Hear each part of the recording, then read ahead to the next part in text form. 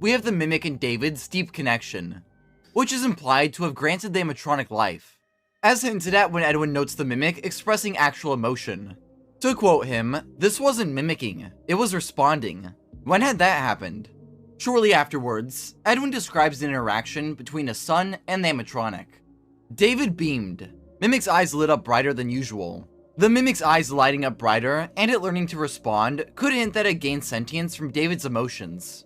It's been well established in the Five Nights at Freddy's series that human emotions, such as agony and love, have impacts on objects.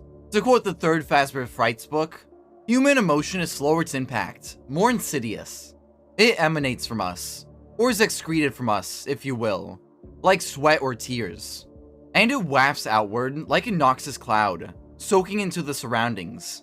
Extreme human emotion appears to impact its surroundings far more powerfully the more negative it is. Agony, I'm convinced, radiates farther from people than any other emotion. Love has its influence, but the experiments being done with water crystals have been misinterpreted.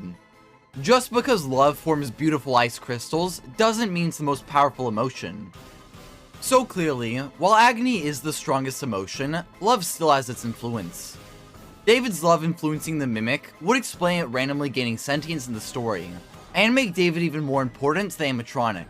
Additionally, when Edwin makes David cry after being stern with him, rather than mimicking David's cries, the Mimic holds his hands with his pinchers to comfort him, clearly showing that he does care for David. Later in the story, after David's death, the Mimic sits himself upon Edwin's work table and gestures for ice cream using David's made-up hand signals, showing once again that it's sentient and still cares for David. In fact, it seems like the Mimic never stops loving David. In Secret of the Mimic and Tales from the Pizzaplex, one of its main appearances is a white tiger, in a reference to David's white tiger plush. Then in Security Breach and Ruin, the Mimic still curves its arm in a copy of David. All of this clearly shows that David always has been, and always will be, an important part of the Mimic's existence, so it's likely it would do anything to get him back.